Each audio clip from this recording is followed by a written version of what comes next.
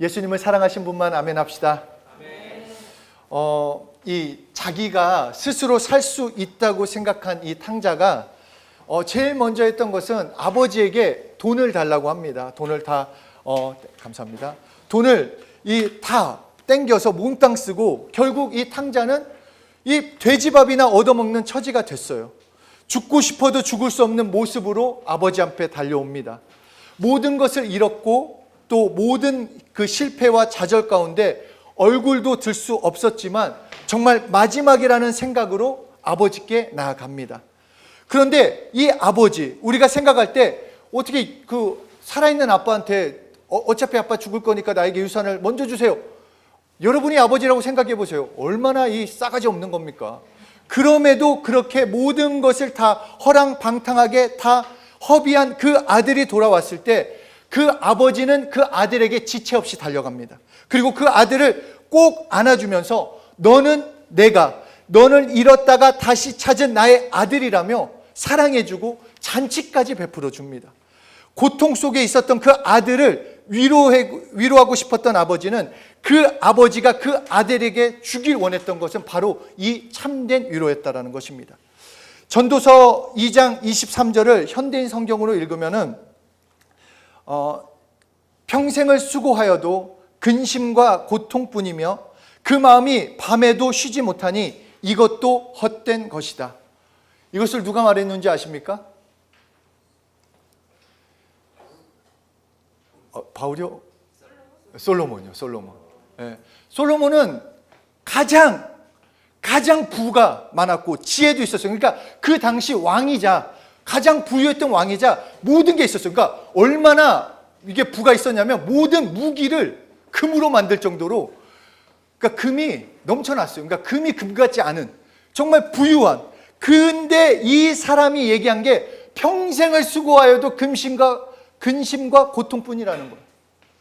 내가 이렇게 많은 것을 가지고 많은 것을 누리고 내 명예는 왕인이어도 불구하고 근심과 고통은 끊임이 없다라고 말씀합니다. 바울도 로마서 8장 22절에 이 세상은 피조물이 함께 탄식하면서 고통하는 곳이다 라고 말씀하고 있고, 누가복음 1장에서도 이 세상을 어두움과 죽음의 그늘이 깃들인 곳이다 라고 말하고 있습니다. 그러니까 이 세상에 살면서 그 누구도 고통을 피할 수 없다라는 것입니다. 그 누구도 근심 없는 삶은 있을 수 없다라고 우리에게 알려주십니다. 그렇기 때문에 이 험한 세상, 험난한 세상, 우리에게 필요한 것은 위로입니다. 우리가 생각할 때 뭔가 물질이 있으면, 명예가 있으면, 내가 원하는 것이 이루어지면 근심이 없어질 거다, 고통이 없어질 거다, 아니라는 것입니다. 아무리 나에게 명예가 있고 물질이 있다 할지라도 그 근심이 없어지는 것이 아니고 그 고통이 사라지는 것이 아니다. 그렇기 때문에 너에게 필요한 것은 위로다라고 우리에게 말씀해 주십니다. 그리고 또 그로 인한 상처, 지치고 실망된 마음, 우리의 삶에서 내 시간은 뭔가 멈춘 것 같고, 뭔가 다른 사람은 잘 나가는 것 같은데 나는 뒤로 가는 것 같고, 뭔가 내 형편은 왜 계속 좋아지는 것 같지 않을까? 이럴 때 필요한 것, 우리에게 하나님이 주시고자 하는 것은 바로 하나님의 위로가 된다라는 것입니다. 이 오늘 본문이 이 열왕기상 19장 4절 이 본문이 어떤 거였냐면 바알과 아세라 선지자가 80대 1로 싸운 거였어요. 80대 1로. 그러니까 이긴 후에 하늘에서 불이 내려가지고 막 갑자기 물이 적셔 있는 막 그 제단이 불로 하늘에서 불이 떨어져가지고 막 하나님의 역사. 그래서 하나님의 역사로, 놀라운 역사로 그 모든 바알과 아세라 선지자를 다 박살낸 그 하나님의 역사를 보여주셨기 때문에 이세벨 왕비도 이제 무릎을 꿇을 줄 알았어요. 역사가 나타났으니까 하나님의 이 일하심이. 그랬는데 오히려 이 이세벨 왕비가 엘리야를 죽이겠다, 이 놀라운 역사를 보고도 죽이겠다 난리를 치는 것입니다. 분명히 조금 전까지 850대 1로 싸워서 하나님의 능력을 경험한 엘리야였는데 이 이세벨 얘기를 듣고 나서 하는 얘기가 이제 내가 할 수 있는 것은 없구나. 조금 전까지 하나님의 역사를 봤는데 하나님의 선지자라고 하는 그 엘리야가 나는 이제 끝났다, 나는 여기까지다. 마음도 육체도 탈진을 해버렸습니다.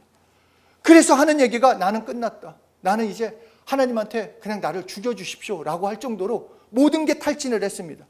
우리도 마찬가지로 예수 믿고 살고 있지만 우리의 삶에서 좀 탈진할 때가 있어요. 그리고 뭔가 하나님의 약속을 받아서 나가고 있는데 분명히 말씀을 들어서 아멘하고 이렇게 될 거다 기도도 하고 그렇게 나갔는데 뭔가 기대와 다른 삶, 말씀과 다른 삶, 내 형편이 조금 다른 삶, 그러면은 낙심이 찾아오고 허무함이 생기기도 한다는 것입니다. 멀쩡한 도로에 싱크홀이 생긴 것처럼 내 가슴, 유행가긴 하지만 총 맞은 가슴에, 총 맞아서 구멍 난 가슴에, 진짜 엄청난 가사예요.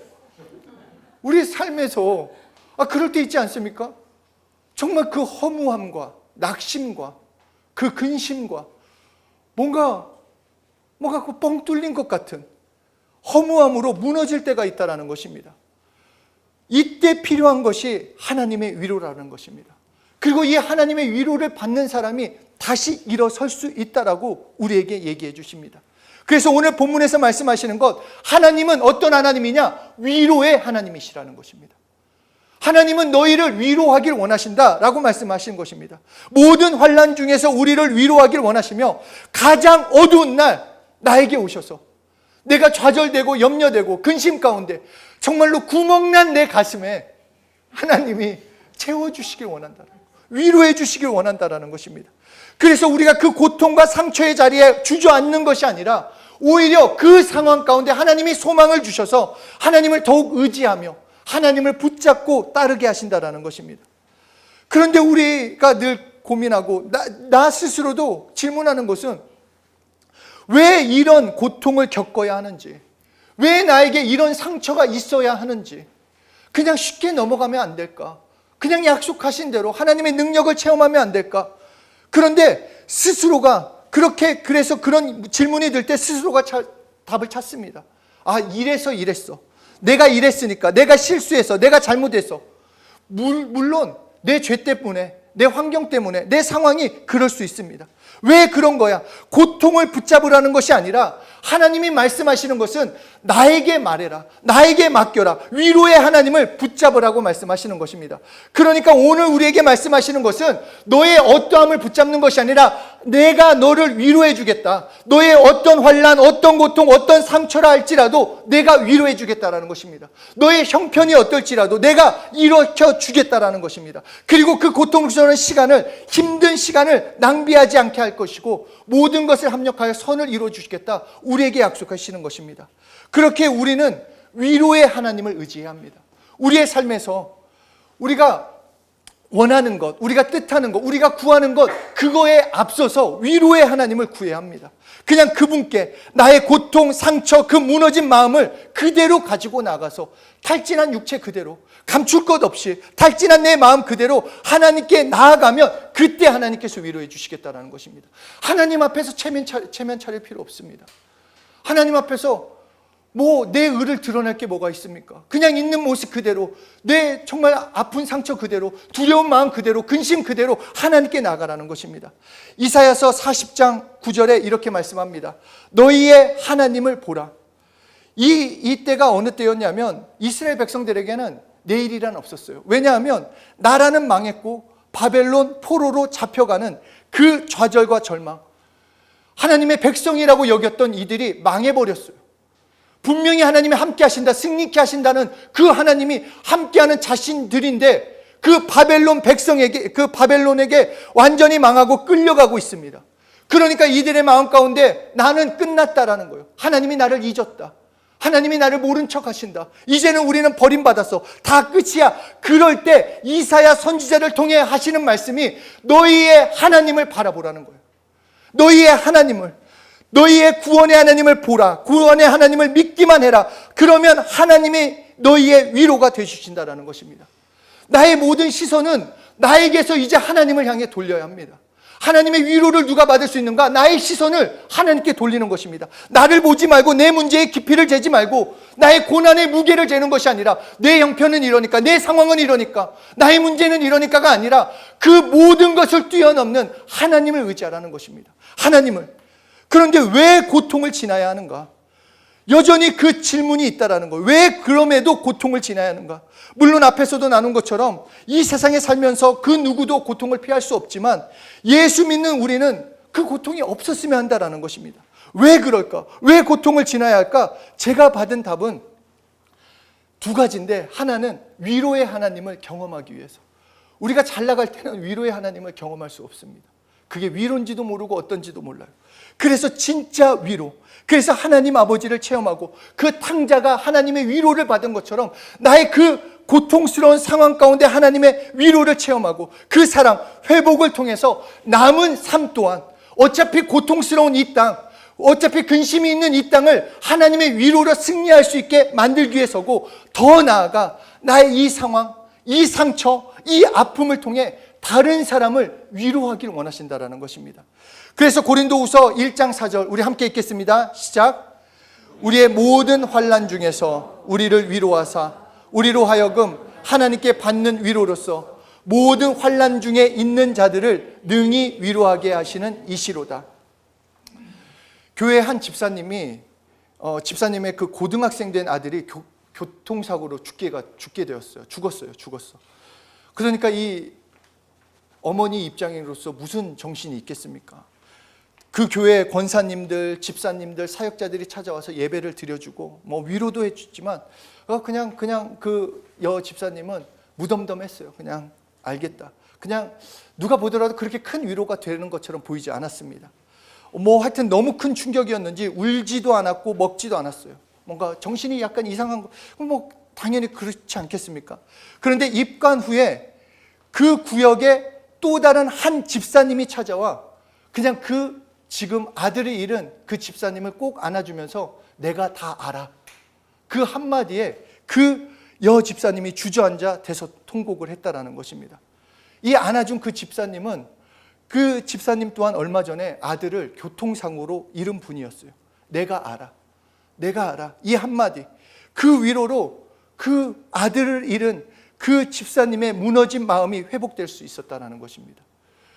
믿음의 선배들을 통해 그 고난과 역경, 어려움을 통과한 그들을 통해 우리가 위로받을 수 있는 것은 그 사람들을 통해 우리가 다시 그 위로를 알 수 있고 체험할 수 있고 그 위로 때문에 오늘을 걸어갈 수 있는 것처럼, 마찬가지로 우리에게 있는 고통, 우리에게 있는 이런 상처, 이런 것이 부정적인 것이 아니라 믿음의 선배들이 경험했던 것처럼 하나님의 역사를 경험시켜 주시는구나, 하나님의 위로를 체험시켜 주시는구나, 그리고 그 위로로 나를, 내 가족이나 내 친구나 내 위로를 위로하길 원하시는구나, 그것을 깨달으라고 우리에게 말씀하시는 것입니다. 그러므로 내 상처, 내 환경으로 삐뚤어질 필요 없습니다. 왜 나는 하나님이 응답해 주지 않지? 내 환경은 왜 갈수록 이러지? 어차피 이러니까 기도할 필요 없어. 예수 믿어봤자 뭐 그냥 대충 살아. 이럴 필요 없다는 거예요. 어차피 이런 인생이니까 아니라는 것입니다. 우리가 그렇게 반응하면 안 됩니다. 나의 삶에 대해서 우리가 우리의 환경, 우리의 상황, 우리의 어떠함을 가지고 짜증낼 필요도 없고 실망할 필요도 없고 두려워할 필요도 없고 불평할 필요도 없습니다. 왜냐? 과정이니까. 결과는 안 나왔어요. 과정이에요. 과정이고 이 과정을 어떻게 반응하냐에 따라 결과는 얼마든지 바뀔 수 있어요. 바뀔 수 있다라고 말씀하고 있습니다. 왜냐하면 베드로전서 2장 24절에 친히 나무에 달려 그 몸으로 우리 죄를 담당하셨으니 이는 우리로 죄에 대하여 죽고 의에 대하여 살게 하려 하심이라. 그가 채찍에 맞음으로 너희는 나음을 얻었나니. 하나님의, 제가 영어를 공부하면서 제일 어려웠던 게 현재 완료가 너무 어렵더라고요. 과거로 쓰면 되는 거지 왜 또 현재 완료는 왜 써가지고, 그런 고민, 역시 공부들 잘해가지고 저 너무 어려웠어요. 근데 요새 찬양을 통해서 깨닫게 된 거예요. 영어 찬양을 통해서. 그러니까 현재 완료는 과거 이게 아니라 지금 상태를 말하는 거예요. 그러니까 예수님이 십자가에 못 박아 우리의 죄를 사했다 그러면 지금 사한 그 상황을 설명하는 거예요. 여러분의 상처, 여러분의 고통, 여러분의 그리고 십자가에 못 박혔다, 지금 박혀 있는 거예요.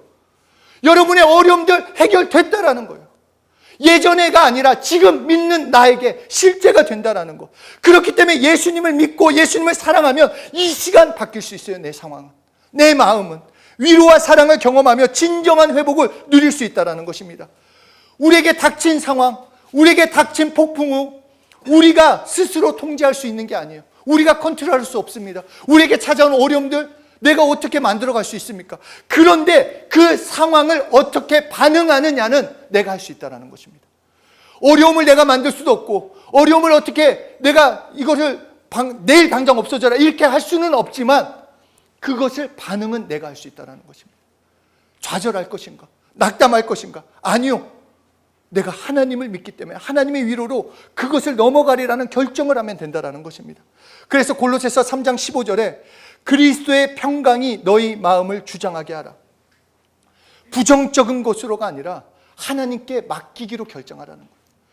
여러분, 내 마음이 아까도 웃긴 얘기지만 구멍난 가슴 그대로 두면은 뭐가 채워질지 모릅니다. 그냥 이 마음. 근데 이 마음이 무너지면은, 마음에서 지면은 어떤 움직이는 것도 할 수가 없어요. 내 마음에서 지면은 당장에 나아가기도 두려워하고 염려합니다. 그러나 내 마음이 담대해지고 내 마음이 움직여지면 행동도 바뀌게 되어 있어요. 마찬가지로 그렇게 위로를 체험하기 원한다면 하나님께 맡기기로 마음을 결정하고 그 일을 감사로, 찬양으로, 기도로 하나님께 맡기는 걸로 반응하라는 것입니다. 왜냐하면 하나님은 살아계시기 때문에, 나를 위로하길 원하시기 때문에 내 삶을 하나님이 통제하실 수 있도록, 하나님이 컨트롤하실 수 있도록, 나의 고통과 상처를 통해 다른 사람을 위로하실 수 있도록 나를 드리면 된다는 것입니다. 하나님이 나의 아버지시기 때문에 내 삶에 무슨 일이 일어나든 상관없이 하나님을 찬양하기로 결정하면 됩니다. 그러면 하나님의 위로가 내 삶을 이끌어가는 것입니다. 이것이 나의 반응입니다. 여러분의 삶에 하나님의 도우심, 하나님의 인도하심, 그러니까 여러분의 사정, 상황, 그 마음 하나님이 알고 계세요. 아시지만 우리의 반응을 원한다는 것입니다. 내가 어떤 반응을 하기 원하는지, 내가 어떤 반응에 따라서 하나님도 인도해 주시겠다는 것입니다. 그러므로 우리가 하나님께 맡기고 정말 하나님께 나를 드리고 하나님께 나의 삶을 정말 드림으로써, 공개함으로써 하나님의 위로, 하나님의 일하심, 하나님의 역사하심을, 그 개입을 구해야 한다는 것입니다. 하나님이 나의 길을 아시고 여러분을 포기하지 않고 여러분과 함께하기 원하십니다. 그렇기 때문에 나도 그 발에 발맞추는 거예요. 내 반응을 하나님이 나를 위로하시고 이끌어 가시는 거에 나도 발맞추는 것은 하나님께 나를 드리고 공개하며 나가는 것입니다. 그러므로 여러분에게 있는 시련, 어려움, 고통, 그것은 나의 삶에서 나를 강하게 만드는 거예요. 여러분의 불투명한 미래, 오히려 불투명하다는 것은 오히려 그렇게 생각을 하세요. 이제 하나님이 그림을 그려주시겠다.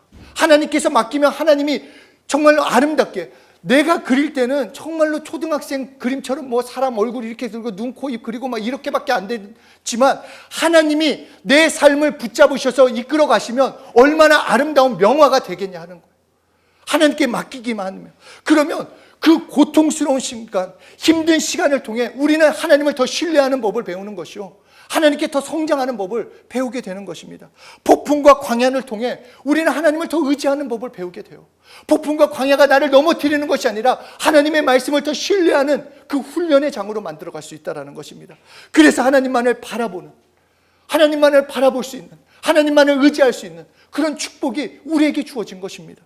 하나님의 위로, 하나님이 우리를 사랑하시고 이끄시고 다시 일으키길 원하시는 것은 참된 회복을 주시길 원합니다. 그냥 단순히 평안해라, 단순히 기뻐해라, 단순히 좋아라가 아니라 진정한 그 회복을 주길 원하시는 것. 그래서 내 상처를 치유하기 원하시고 내 고통을 해결해 주시기 원하시고 내 삶을 위로해 주시기 원하시며 무엇보다도 여러분을 통해 다른 사람을 위로하기를 원하시는 것입니다. 그러므로 나의 반응이 중요합니다. 우리는 예수 믿는 사람입니다. 그렇기 때문에 예수 믿지 않는 사람들이 바라봅니다.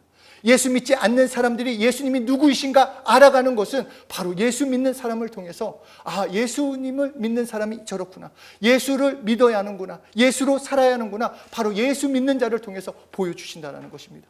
그렇기 때문에 이 땅에서 어려움을 당하고 고난스러운 그 사람들을 위로하는 것 또한 우리의 역할이 되는 것입니다. 그렇기 때문에 하나님께 나를 맡기고 내 상황에 매이지 말고 이제는 그것을 뛰어넘었으면 좋겠습니다.